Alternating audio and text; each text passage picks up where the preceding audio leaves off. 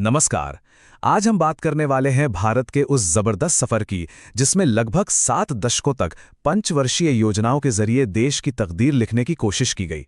ये कहानी है कि कैसे एक नए राष्ट्र की आर्थिक नींव रखी गई। ये सवाल सुनने में जितना आसान है, इसका जवाब उतना ही मुश्किल। आज़ाद भारत ने इसका जवाब आर्थिक योजनाओं की एक लंबी सीरीज में ढूंढा। देखिए, ये सिर्फ पैसे या इकोनॉमी की बात नहीं थी। ये तो एक नए मॉडर्न देश के सपने को सच करने की एक बहुत बड़ी कोशिश थी।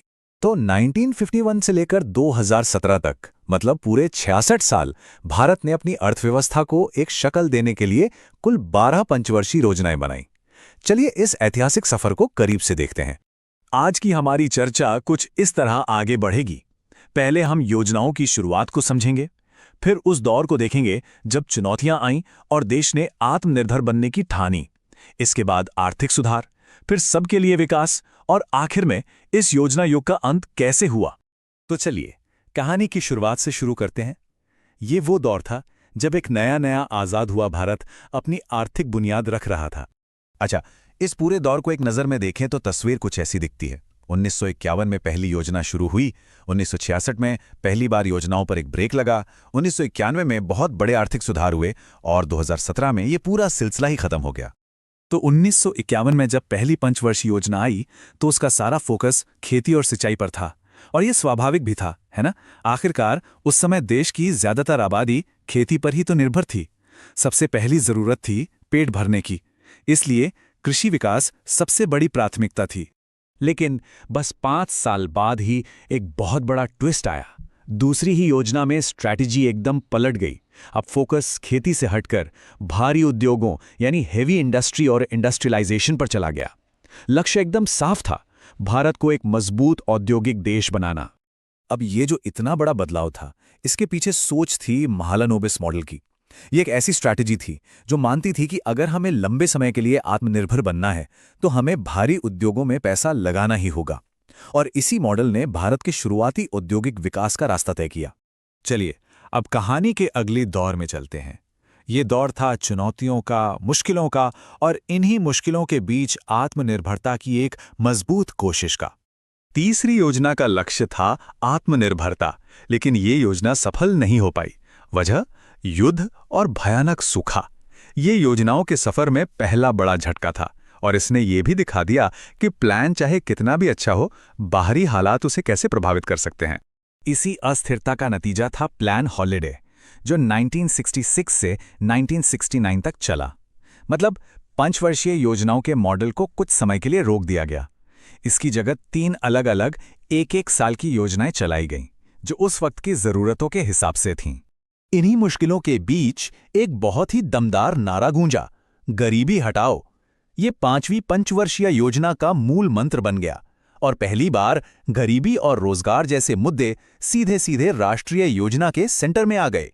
इस पूरे दौर की योजनाओं को देखें तो एक नया फोकस साफ दिखाई देता है। चौथी योजना स्थिरता और आत्मनिर्भरता पर थी, तो छठी योजना में गरीबी कम करने और टेक्नोलॉजी पर जोर दिया गया, और 7वीं योजना ने रोजगार और सामाजिक न्याय को अपना सबसे बड़ा लक्ष्य बनाया। और फिर आता है 1990 का दशक। ये था आर्थिक सुधारों का दौर, एक ऐसा दौर जिसने भारत की आर्थिक सोच को पूरी तरह से बदल दिया और देश को एक बिल्कुल नई दिशा में मोड़ दिया। 1990 से 1992 के बीच एक बार फिर योजनाओं पर ब्रेक लगा। ये दूसरा प्लान हॉलिडे था। देश एक बड़े आर्थिक संकट से गुजर रहा था, और इसके बाद जो 8वीं योजना आई, उसने एक नए दौर की शुरुआत की। तो 8वीं योजना इतनी खास क्यों थी? क्योंकि इसका मुख्य लक्ष्य था ह्यूमन रिसोर्स डेवलपमेंट, यानी लोगों की शिक्षा और स्वास्थ्य पर ध्यान देना, और साथ ही आर्थिक सुधारों को तेजी से लागू करना। एक तरह से यह भारत की उदारीकरण की नई नीति का एक्शन प्लान था। अब चलते हैं योजनाओं के आखिरी चरण की ओर, जिसका नाम था सबके लिए विकास। 2000 का दशक बड़े बड़े विकास लक्ष्यों और समावेशी विकास की सोच के लिए जाना जाता है। 10वीं पंचवर्षीय योजना, जो 2002 से 2007 तक चली, उसमें 8% की आर्थिक विकास दर का लक्ष्य रखा गया। अब ये सिर्फ एक नंबर नहीं था, ये उस दौर की बढ़ी हुई उम्मीदों और आत्मविश्वास का प्रतीक था। 11वीं योजना का नारा था इंक्लूसिव ग्रोथ, यानी समावेशी विकास। इसका मतलब एकदम साफ था, ये पक्का करना कि विकास का फायदा समाज के हर तबके तक पहुंचे, ना कि सिर्फ कुछ लोगों तक ही सिमट कर रह जाए। और 12वीं और आखिरी योजना तक आते आते ये नारा और भी बेहतर हो गया, तेज, सतत और अधिक समावेशी विकास। इसमें रफ्तार के साथ साथ सस्टेनेबिलिटी यानी पर्यावरण और सामाजिक बराबरी जैसे आधुनिक लक्ष्यों को भी जोड़ दिया गया। और अब हम पहुंचते हैं इस कहानी के अंत पर, एक नए युग की शुरुआत। ये वो समय था जब इस बहुत लंबे समय से चले आ रहे आर्थिक ढांचे को खत्म करने का एक बड़ा फैसला लिया गया। साल 2017 में पूरे 66 सालों के बाद पंचवर्षीय योजना प्रणाली को आधिकारिक तौर पर बंद कर दिया गया। ये भारतीय आर्थिक योजना के इतिहास में एक युग का अंत था। तो सवाल उठता है कि इस पुराने तरीके की जगह फिर आया क्या?